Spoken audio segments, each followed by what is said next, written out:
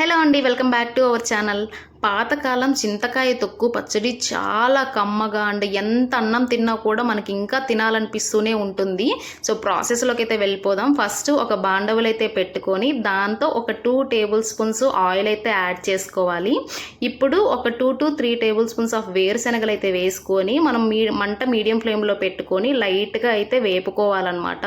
So వేగాక వాటిని ఒక చిన్న బౌల్లోకి అయితే ట్రాన్స్ఫర్ చేసుకొని పెట్టుకోవాలి. వాటిని కొంచెం చల్లారబెట్టుకోవాలి. ఇప్పుడు అదే బాండవుల్లో మనం కట్ చేసుకున్న ఒక 5 నుంచి 6 పచ్చిమిర్చి అయితే యాడ్ చేస్తున్నాను. మీరు చింతకాయ తొక్కు దంచేటప్పుడు పచ్చిమిర్చి కొంతమంది యాడ్ చేసుకుంటారనమాట. ఇన్ కేస్ మీరు యాడ్ చేసుకోలేదు అని అంటే ఇప్పుడు చేసుకోండి.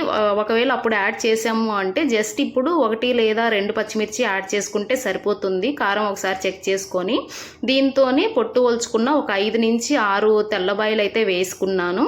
దీంతోనే ఒక టేబుల్ స్పూన్ ఆఫ్ జీలకర్ర అయితే యాడ్ చేశాను. సో మంచిగా టేస్ట్ అయితే తెలుస్తుంది అనమాట జీలకర్ర యాడ్ చేయడం వల్ల. ఇవన్నీ కూడా మనం ఫస్ట్ వేసిన ఆయిల్తోనే వేపుకోవాలి, త్వరగా ఏగిపోతాయి అనమాట. సో ఇలా వేపుకున్న తర్వాత వీటన్నిటినీ కూడా మనం కొంచెం సేపు చల్లారబెట్టుకోవాలి.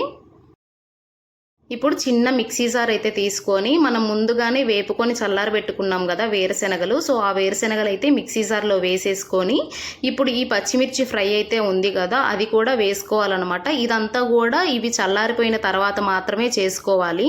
దీంతోనే టేస్ట్కి తగ్గట్టు నేను ఇక్కడ రాళ్ళు ఉప్పు అయితే యాడ్ చేస్తున్నాను. మనం చట్నీలో రాళ్ళు ఉప్పు యూస్ చేస్తే మంచిగా టేస్ట్ అయితే వస్తుందన్నమాట.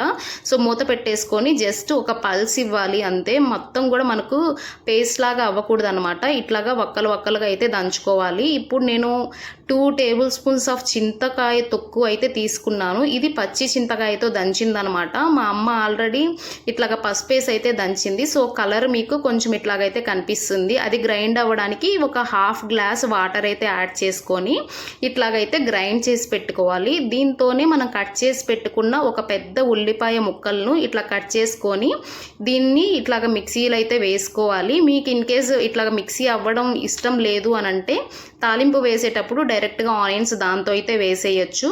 సో నేను ఫుల్గా మిక్స్ అయితే పట్టకుండా జస్ట్ 1-2 సెకండ్స్ పల్స్ అయితే ఇచ్చాను. సో మొత్తం కూడా ఆనియన్ మనకు పేస్ట్ అవ్వకోకుండా అక్కడక్కడ తగలడానికి బాగుంటుంది అనేసి.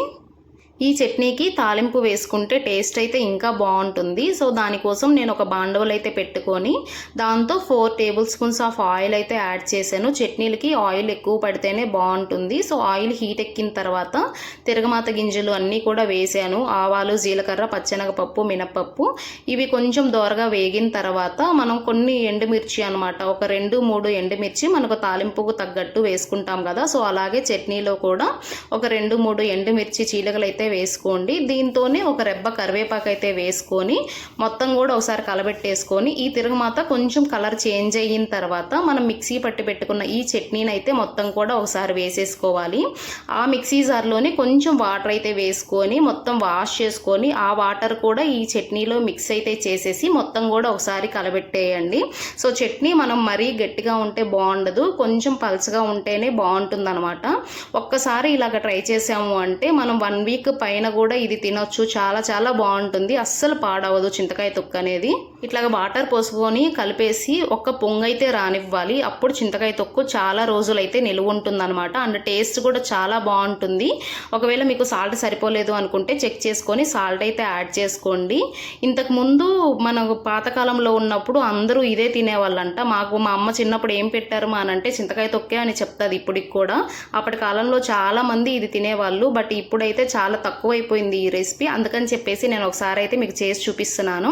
ఒకసారి అయితే ట్రై చేయండి, చాలా బాగుంటుంది టేస్ట్ అయితే. ఇది వేడివేడి అన్నంలోకి వేసుకొని కలుపుకొని తింటే కడుపు నిండుగా తింటాము. మనం అన్నంలోకే కాదు పెరుగన్నంలోకి తిన్నా కూడా చాలా బాగుంటుంది. ఒక గిన్నెలోకి ట్రాన్స్ఫర్ చేసి పెట్టుకొని మనం ఫ్రిడ్జ్లో స్టోర్ చేసుకున్నాము అంటే ఈజీగా 1 వీక్ నుంచి 1.5 వీక్ వరకు కూడా మనం తినొచ్చు అనమాట. బాగుంటుంది, పాడవదు. సో వేడి అన్నంలోకి కలుపుకొని తింటే చాలా బాగుంటుంది. మీరు కూడా ఒకసారి ట్రై చేయండి. Thanks for watching. వీడియో నచ్చితే లైక్ చేయండి.